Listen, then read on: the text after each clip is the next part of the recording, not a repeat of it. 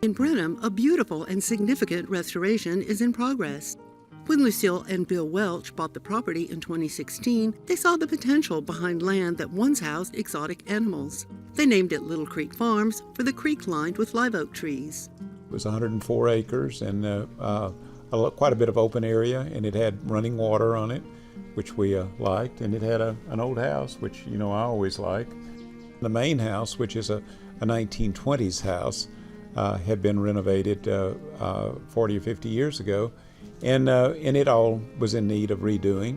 Really the last thing was this barn dominium and then the little casita behind it, which was actually added on to a mobile home. Once architectural work was in progress, they started on the land, once home to miniature and Spanish horses, goats, llamas, and emus. Bill's a Texas A&M professor and Texas AgriLife Extension landscape horticulturist who's educated many. He's fostered countless careers and brought plants and their history into cultivation and recognition. Since he and Lucille welcome every horticultural adventure, at Little Creek Farms, they seeded native wildflowers, including antelope horns milkweed. And thanks to restoration, others have popped up from the historic seed bank. Another interest that we have is the restoring the prairie grasses here into the pasture. So we've been working through our county extension agent and our USDA agent to do a restored prairie on the property. So we've worked with 60 acres this past fall and winter. The bird life we're hoping will increase. Of course, we're trying to encourage bluebirds, and we'd love to have quail, and some people are being successful in reintroducing those. We have a neighbor who has been participating in that program in some time, and we have the benefit of water leaching out from her property and helping fill our lake. And then really have enjoyed trying to develop the line of plants, both in the pond and around the pond, that relate to water's edge. But the sloping grade contributed to flooding and erosion as water raced down from the property above. The pond was overflowing and overflowing the dam actually, and when we'd have heavy rains and causing some erosion problems. So we've tried to kind of regrade that into a more natural way and provided some ways to slow that water down by creating some small dams. Part of this property was in the Stephen F. Austin League, which meant that he had owned it at a period of time in the 1830s. There was a storm through here several years ago, and there were 5 of these big live oaks down by the creek, and one of them washed away or washed out. We couldn't bear the thought of not utilizing it, so we created the picnic tables down under the trees, and these stump seats and so forth that we have in the garden. Near the casita and barndominium, a dry creek bed adds architectural interest while directing and infiltrating rainwater. We have a structure down here, a little grape arbor, that we've created across the dry creek, and that's a very important thing historically in Texas, is that Spaniards and Germans and others that came here like to have a grape arbor to provide some respite from the summer sun. Up the hill, the old main house surveys the land as it has for almost a century. Bill planted fragrant, earth-kind Belinda's Dream Roses at the pasture entrance. The old bell, perhaps it once called everyone to lunch. Just imagine all the stories swapped on the expansive porch as the sun went down. Now the grandkids tell their own.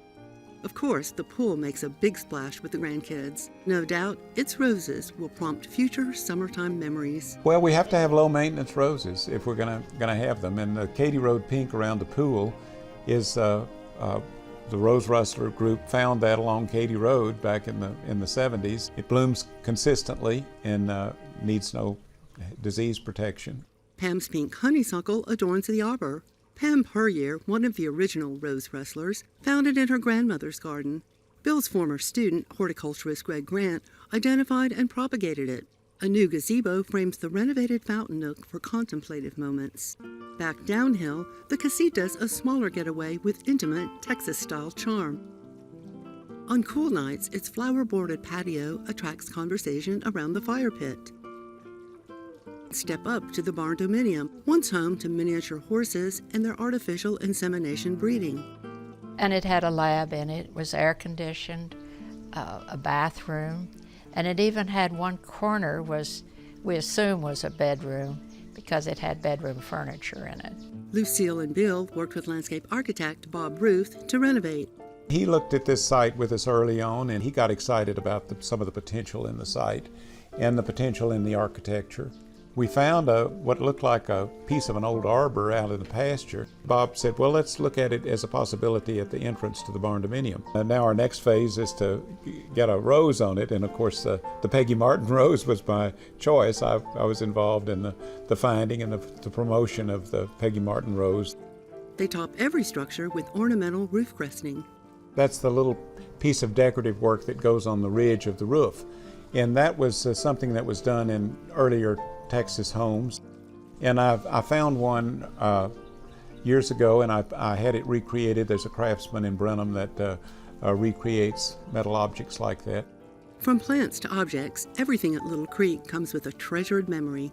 I pick up antique garden objects periodically, and I like nice garden pottery, and have some of that. They acknowledge both past and present, with plants still establishing long-term roots.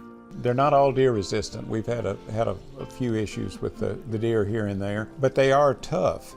And we live in kind of a tough environment. We realize we have to do some watering, especially during the establishment period. Our goal is to try to work with things that will live in our environment and be able to withstand the challenges that we have. Part of this site, which is an old home site, and the bulbs that are returning on that site, we know are at least several hundred years in this country. Those plants have lived and survived the droughts, the freezes, the deer, and so forth. So I think they make sense for today's garden. And we love the whole idea of home fruit production, and we're trying to do that here. So we're producing citrus and peaches and pears. And there's nothing better than a fresh peach off the tree. Lucille's sister was well known in Brenham for her grapefruit tree that she'd grown from a seed, which is something as a horticulturist I don't usually recommend. It takes a long time and the variability's large. I had a friend who was a graduate student at A&M and really good at budding and grafting, and we had some seedling citrus behind that little structure. So we had him budded on there, and it's just a year and a half later now, and that's working well. We have a small apple orchard here right behind the barn, and I've never tried to tackle apples before, but there's some so-called warm winter apples, low chilling apples that do pretty well here, and we have a sloped site. Since the Welches are always on the run, the land's their respite and recharging mentor. My late husband and I lived in Houston until we retired, and we had a place up here for weekends. And we couldn't wait till Friday afternoon to get in the car and come up and,